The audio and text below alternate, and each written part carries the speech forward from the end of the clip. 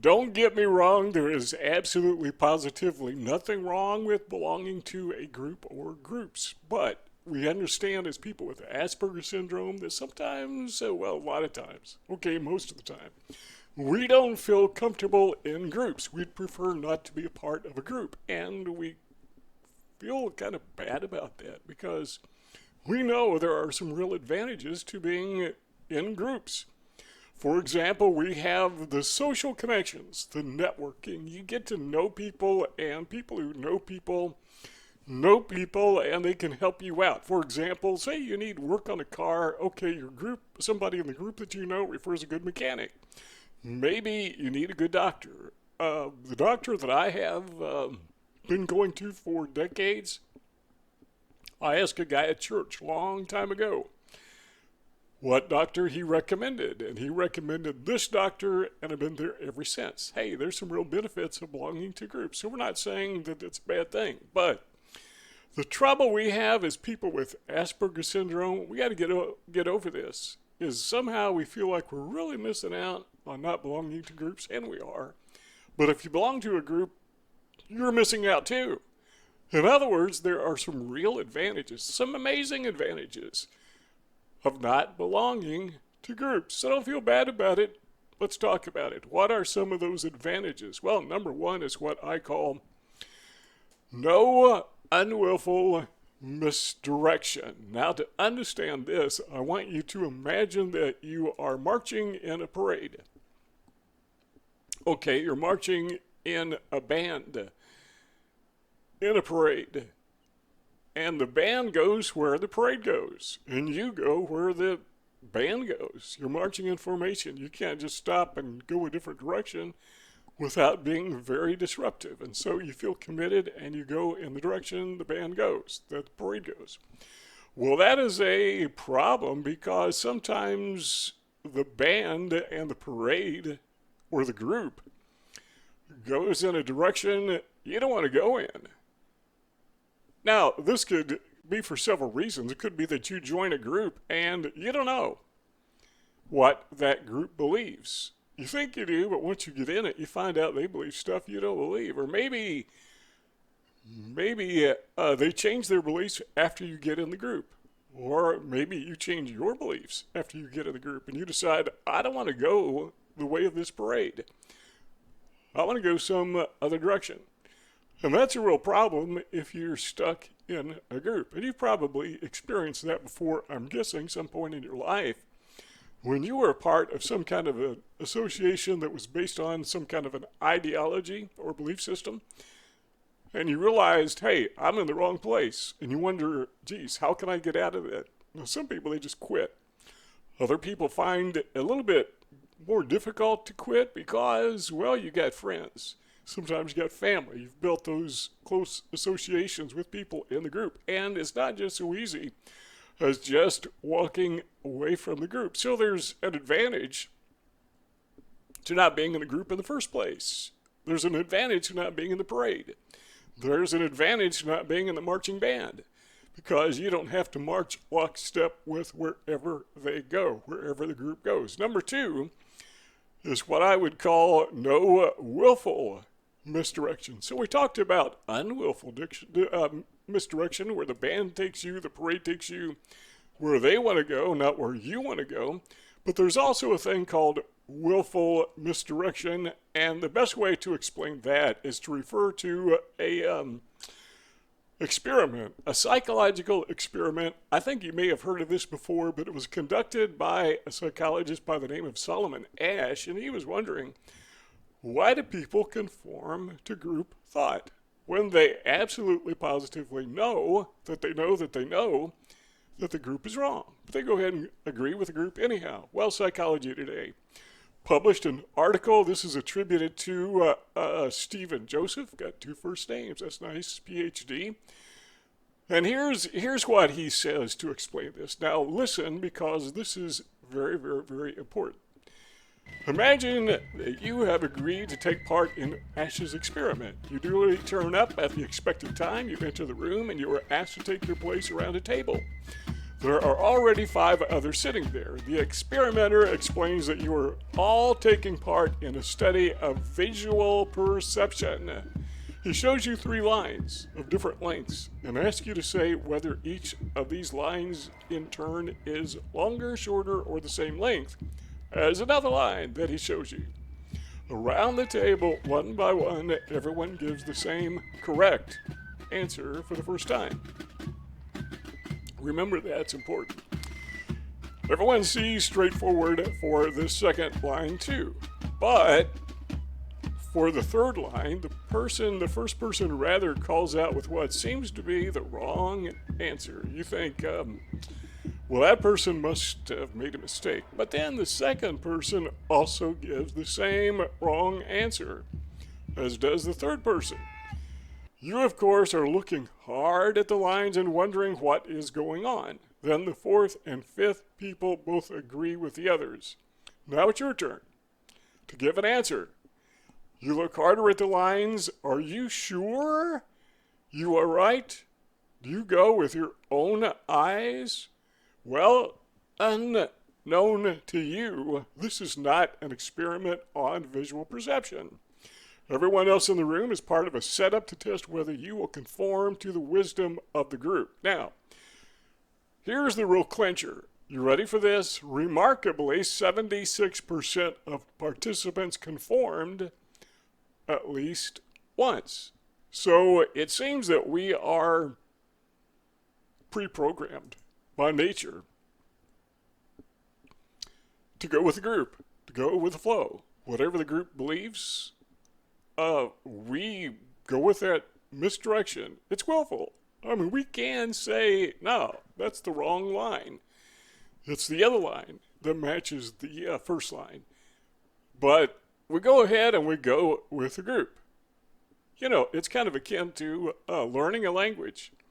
Go to a foreign country, you hear the foreign language, and you begin to pick it up.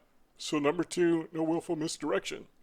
That's one of the real advantages of not being in the group. So if you had not walked in that room, you know, the experiment room, if you never had walked into it in the first place, there would have been no willful misdirection. So if you don't belong to groups, they're not going to mislead you. Number 3 is no pressure to conform. One of the things that I've noticed in groups that I belong to, there's always some point of contention. Groups, you know, they tend to look similar. They tend to talk similar. Groups tend to have group talk, expressions that are unique to the group. If you're in a religious group, you have words that your religious group uses. If you are in a political group, you have words that your group uses. Maybe they're derogatory words to people who are in other political groups that you disagree with, but you have your own set of terms and terminology. So there is a pressure, and you may not even know it's there, but there is a pressure to conform to whatever the group is thinking. Years ago, I belonged to a religious group, and they had this odd affinity for really, really, really short hair on men. I called it the John Dillinger look, and that was kind of like a test of faith. It wasn't salvation or baptism or how many hoops you jump through, but this test for true spirituality is whether or not you wear your hair like John Dillinger. Sounds silly, doesn't it? But hey, a lot of people belong to it. Now, teenagers in particular understand this because they have peer pressure, and whatever group they are in, they want to conform to the group because they want to feel accepted. They don't want to be the oddball. I don't know why that is, other than I think it's neurological. That's something that nature has placed in our minds. We want to conform to the group. Now, when I was a kid, one of the things that my mom would say to me over and over again, actually, she said a lot of things to me over and over again. She would say things like, don't make me pull this car over, you know, when I was misbehaving. Or she would say things like, I don't know, one of the things she would say was, birds of a feather flock together. She was telling me that, be careful who you hang out with because you're going to become like them. That was her way of saying it. What did your mom say to you when you were a kid? Just curious if you can think of something. Put it in the comments section. Number 4, no cross-group conflicts. Now, if you belong to one group, that's not going to be a problem. But everybody belongs to a group. You say, no, not me.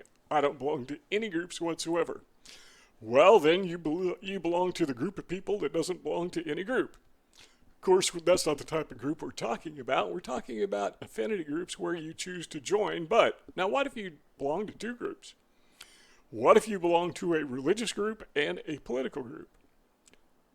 And what if the religious group believes one thing and the political group believes something else? Something very, very different. That happens quite frequently, rather. So you have this cross-group conflict. Now, if you don't belong to groups, and I'm not saying that you shouldn't, I'm just saying if you don't, that's one of the advantages, is you don't have to worry about those cross-group conflicts. Some people resolve that by just being loyal to one group, and they don't have to worry about that. So this is the group I belong to. I'm not going to join anything else because there may be a conflict, because my group is right about everything all the time. Sure they are. Number 5, one of the advantages, another advantage of not belonging to groups, and I think this is a real benefit, and that is no infighting.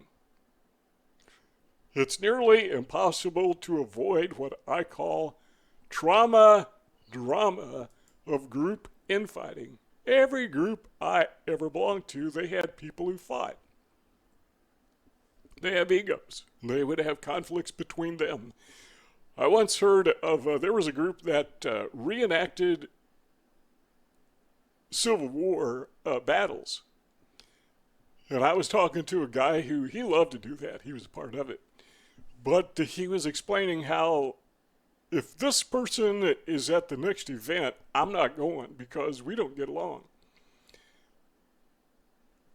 That's just human nature. Doesn't matter what group you belong to, there's always going to be somebody that you disagree with.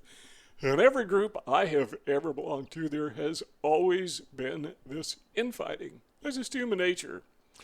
I guess that's how we sort out the social structure, the hierarchy of where we belong. I don't know, and some people are just contentious. They just like to fight. There are some people. Tell me if you have ever encountered this before. You can leave your answer in the comments. But some people are not happy unless they're unhappy. You ever met those people? I bet if you go to church somewhere, I can guarantee you know that person. Probably thinking of them right now. They're not happy unless they're unhappy. Number 6. Now this to me is a big one. I mean, it's a really big one. Before I tell you what it is, let me ask you this. What has happened in your life, in your memory, when you belong to a group and then you realized you disagreed with the group and so you left the group? How did members of the group treat you? Well, my experience has been they have not treated me well at all. In fact, they treated me worse than people who never joined the group in the first place. And it doesn't matter what kind of group it is. That seems to be across the board.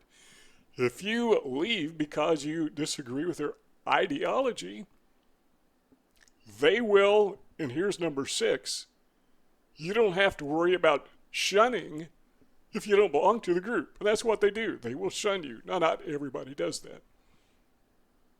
In some groups, it's a part of their, that's a part of their ideology.